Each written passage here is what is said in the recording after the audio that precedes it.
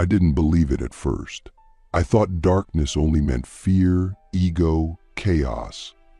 But that was before I isolated myself in a sealed monastery buried into the side of a Himalayan cliff where no light touched the stone floor for days. That's where I met a monk who hadn't spoken in 17 years. And the first words he whispered to me were these: "The light creates, but the shadow commands." And in that moment, I remembered something ancient, something buried inside me, something many of us were trained to forget. You see, there's a kind of manifestation power that doesn't come from light and love.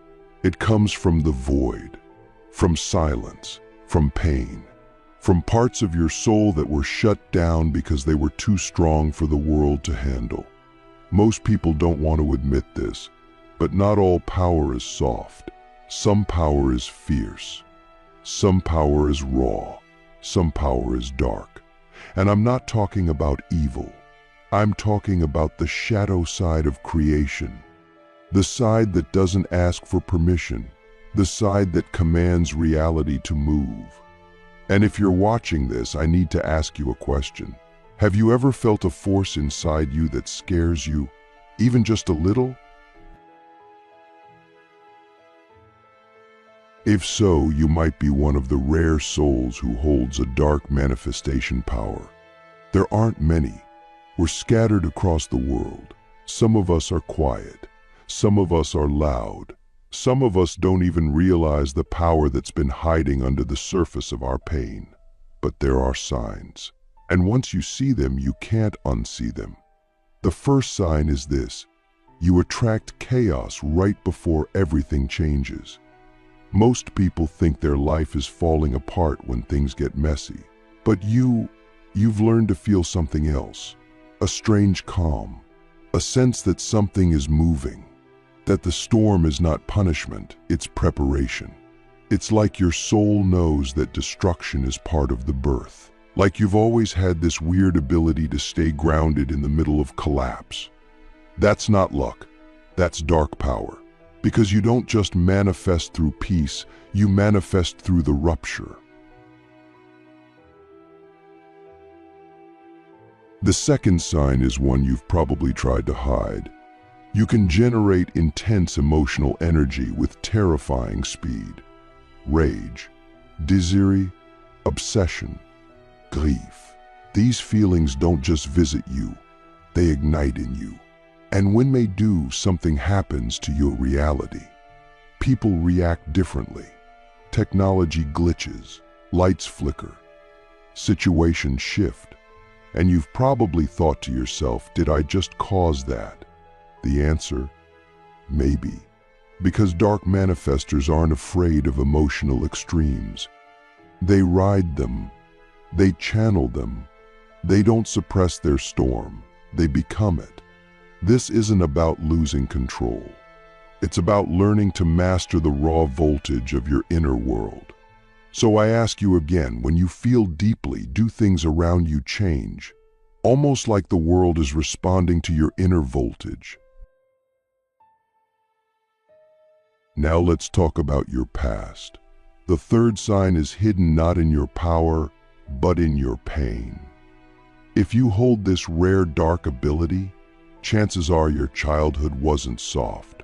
You were misunderstood, punished for being too intense, called dramatic, too emotional, unstable, or worse, dangerous. You may have even been shamed for your imagination, your visions, your dreams that felt too big. But what if that wasn't dysfunction? What if that was destiny forming under pressure? Because dark manifestors are often forged in fire. Their power is awakened by trauma, not as victims, but as alchemists. They learn to transmute wounds into will, pain into precision. That's how they gain access to the parts of themselves others are too afraid to approach. So here's the real question. What if the hardest parts of your past weren't curses, but initiations? The fourth sign is one you've likely noticed in your relationships. People either become obsessed with you or fear you. There's rarely a neutral response. Dark manifestors carry a magnetic field that polarizes. You walk into a room and people either gravitate to you or shrink away. They feel something they can't explain. Some will call you manipulative. Others will call you powerful. But the truth is, you just carry a frequency that disrupts illusions. You reflect people's shadows back to them. And those who aren't ready to meet themselves will blame you for what they feel. That's the burden of this gift, but also its beauty. Because once you become conscious of your energy field, you can direct it. Not to control others, but to shape the very reality around you. So ask yourself, have you ever felt like you were too much for the room and secretly known that was your superpower, not your flaw? Here's where it gets deeper. The fifth sign is that you've always had an uncanny ability to speak things into existence. You say something and it happens. You think of someone and they appear. You write something down and it manifests. But here's the twist. It usually happens when you're not trying, when you're emotional, when you're angry, when you're raw. That's because dark manifestation doesn't come from polished intention. It comes from unfiltered energy. Your words cut through the field like knives. They're not soft vibrations, they're commands. That's why you have to be careful what you say. Not because you're fragile, but because your voice alters frequency. This is a sacred responsibility. So I ask you, what would change if you fully accepted that your voice was a spell and every word you speak shapes your dimension? The sixth sign is silence. Not just any silence, the kind that feels powerful. You can sit with someone and not say a word, and they'll feel you. You don't need to explain yourself. You don't need to justify your choices. You've always felt like your energy spoke louder than your actions. That's because it does. Dark manifestors don't always need to be seen to be felt. Their presence carries density. And when they walk into a space, the space adjusts. That's not ego. That's field authority. And the more you accept this, the more you'll stop leaking your power through over-explaining, over-apologizing, over-performing. You'll begin to let your silence speak with dignity. Because sometimes the most powerful thing you can say is nothing at all. And finally, the seventh sign. This is the most sacred. You've never fully belonged anywhere, and you've always known that was because you weren't meant to fit in. You were meant to recode the matrix. You've never been able to follow the rules.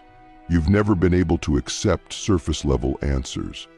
You've always felt like there's something more, something deeper, something hidden beneath the noise of the world. That's because there is. And your soul came here to pull it forward, to anchor new timelines, to bend possibility, to awaken others not through comfort, but through disruption. You are not here to be liked. You are here to be true. And your dark manifestation power is not a curse. It's a calling to walk between worlds, to speak to the unseen, to co-create with shadow and light. Not as opposites, but as partners. Now that you've heard the signs, what do you feel? Does a part of you remember? Does something ancient inside you resonate with every word? If so, then you already know. This isn't just a video. This is a summoning, a remembering, a return to your original frequency. And the next part will take us even deeper. The command field, how to use your shadow power to speak reality into form without fear. So now we know the signs. Now we know the pulse of that rare dark manifestation power that lives inside some of us like a sleeping dragon. But knowledge is only the beginning. The real question is, how do we use it? How do we step into a power that has been feared, silenced, and misunderstood for centuries? How do we become conscious wielders of the force that most people only feel in their nightmares, but never learn to master in their waking life? The answer is what I call the command field. It's not a place, but a frequency, a zone of energetic authority where your thoughts, emotions, and intentions don't just influence reality, they restructure it. And here's the thing, you've already entered this field before. Every time you spoke something without doubt and it happened. Every time you felt an intense emotion and the world reacted. Every time you walked through a moment of chaos and came out on the other side with something more, not less. That wasn't coincidence. That was you brushing up against the edge of your own dormant God force. The command field is what happens when your inner world becomes undeniable to the external one. And to use it fully, you must rewire how you view power. We've been taught that power is loud, controlling, even manipulative. But that's surface level. True power, especially dark power, is presence without performance. It's the ability to remain still while everything else moves. It's emotional precision. It's being able to feel the deepest grief or rage and not be consumed by it, but use it as fuel. Because here's the truth. The universe doesn't respond to noise. It responds to clarity. And clarity only comes when your shadow and your light are not at war, but in union. That's why we must stop demonizing the parts of ourselves that feel too much. Your rage, that's raw life force, unfiltered. Your grief, that's proof you care deeply. Your fear, that's energy looking for form. These are not enemies. These are ingredients in the command recipe. To access the command field, we must practice energetic congruence. That means what you think, what you feel, what you say, and what you believe must all match. Most people can't manifest because their words say one thing, their emotions say another, and their body says something else entirely. But when you are congruent, when every part of you is vibrating in the same direction, you become undeniable. This is why dark manifestors often experience reality shifts in moments of emotional intensity. Because when you truly mean it, when there's no hesitation, no hiding, no apology, reality bends. So here's a practice. The next time you want something, don't just say it. Feel it, see it, command it, but only when you're ready to own it. Because half-hearted commands create fractured realities. Now, let's talk about fear. Most people fear their dark power because they associate it with loss of control. But the truth is, your fear is not a wall, it's a mirror. It shows you where your power is stored. You fear your voice because it's potent. You fear your anger because it's sharp. You fear your desire because it's magnetic. But what if you stopped trying to control those things and started collaborating with them? What if you became friends with your own voltage? That's when fear transforms from a prison into a compass. It points you toward the exact places your magic is buried. So sit with your fear. Ask it what it's protecting. Ask it what power it's guarding. Then thank it and step through it. Because behind every fear is a version of you who no longer hides. And finally, you must understand this. Dark manifestation doesn't serve the ego. It serves the soul's evolution. That means you don't just manifest what you want. You manifest what you need to become who you really are. Sometimes that means losing the job. Sometimes it means being betrayed, left, cracked open. But every collapse is a calibration. Every heartbreak is a redirection. When you're in the command field, you don't resist these things, you use them. You extract wisdom from pain. You transmute endings into beginnings. You don't just build from light. You build from the ashes. That's your gift. You can create in the dark. You can channel power when others are paralyzed. You are not here to play a small, polished version of spiritual awakening. You are here to embody the full spectrum of power, light, shadow, all of it. That's how you become unstoppable. So now the question is, are you ready to stop hiding in your light and start remembering your shadow? Are you willing to become the version of you that doesn't whisper to the universe but speaks with authority? Are you ready to step into the command field, not just as a visitor but as a master?